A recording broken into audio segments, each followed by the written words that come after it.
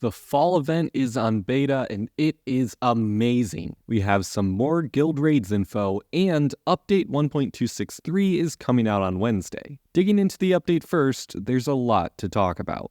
We have quite a few bug fixes relating to Space Age Titan this time.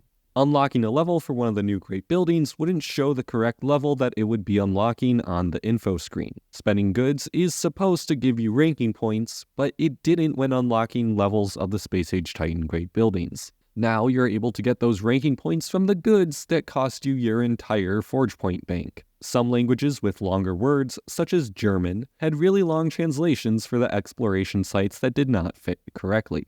In the More Hydrocarbons quest, the text asked you to get upcycled hydrocarbons, instead of the correct crystallized hydrocarbons. If you reached the final quest of Space Age Titan, congrats! Also, it probably auto-completed itself. This wasn't intended, so the last two story quests have switched their order. Several building fixes are also arriving with this update. Chain buildings could display the wrong boost amounts if some of the pieces were from different ages. The serpent chain pieces said that they need to be placed in front of the feathered serpent, but unless you want your snake eating itself, they need to be placed behind it. The Witch Doctor production building was in the wrong production carousel, and during reconstruction mode or when selling buildings, you could accidentally interact with the icon above buildings. This will now no longer happen, so no need to worry about accidentally selling something that you didn't mean to.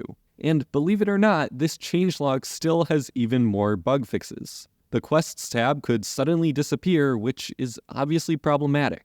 Now you should be able to loop all of your recurring quests in peace. The official wiki had some problems where it displayed buildings' unit productions with a 0 times prefix in front of them. There was a bug where you couldn't finish settlements. Now you can't blame that settlement that you've left untouched for weeks on the game anymore. Some story quests wouldn't appear, but now you should be able to get all of them. However, some players had the opposite problem. The Oracle of Delphi questline would actually appear twice for them. For my mobile players, you'll be happy to know that some general changes have been made to keep the app a bit more stable on your devices. Additionally, the Sunhaven Palace was missing its wonderful animations, and now you'll be able to celebrate the end of the Fellowship event in style. In our first beta news topic, the fall event has officially started on the beta servers, and wow is it going to be good. The main building, the Autumn Vineyard, is 3x7, looks beautiful, and will provide 3 higher age blueprints. That's right, blueprints for great buildings of the next age. It'll also give you fragments of the silver upgrade. This silver upgraded version, the Rustic Autumn Vineyard, provides more stats, now 6 higher age blueprints, and fragments of the golden upgrade. The final upgradable version, the Vibrant Autumn Vineyard, provides 10 of these higher age blueprints, alongside up to a 42% attack boost, 25 forge points, and 90 goods, among other productions.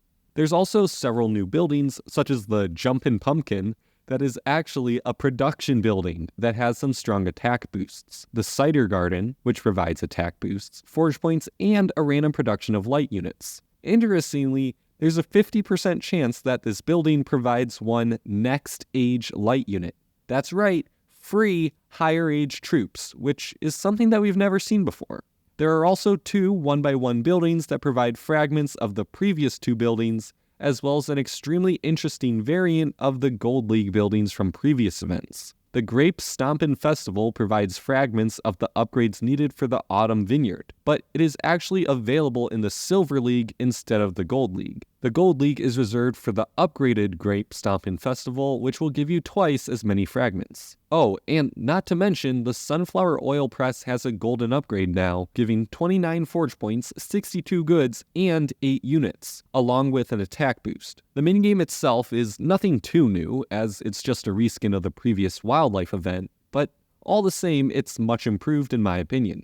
2 new tools, the spatula and rolling pin, should make clearing rows and columns much easier than using pinwheels or the lightning. However, the new golden spoon item that lets you play as many games as you want for 5 minutes is surprisingly fun. I managed to cram 6 games into that time limit and got tons of progress and 3 daily specials. You only get about 3 golden spoons over the course of the entire event though. I'll make a full video about the event for the live server release.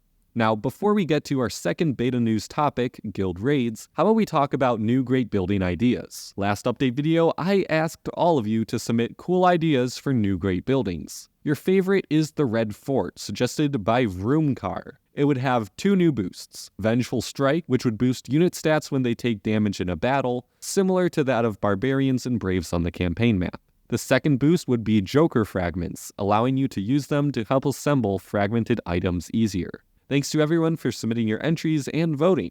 Unfortunately, I think this is the last contest that we'll have for a while.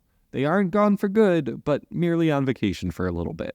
Alright, now I've led you on long enough. Let's talk about guild raids. We finally got images for the raids, and this is my very rough mock-up of what I think it might look like. There will be little nodes of some sort, and it seems that you can either attack or negotiate for them. There are some that are guarded by lieutenants, and then there's also some sort of final boss. What makes this even more interesting is that there are icons referring to donating goods or units. It is possible that we may not be just fighting or negotiating, but potentially using resources that we can only get in the guild raids that have these virtual futuresque designs. I wouldn't be surprised if you only got these from donating your current resources. There is also some speculation that this feature may be somewhat similar to the Fellowship Adventures feature in Elvenar, another InnoGames title. There you have multiple paths to choose between, each of which leads you to the next level. Each node requires your guild to work together to progress.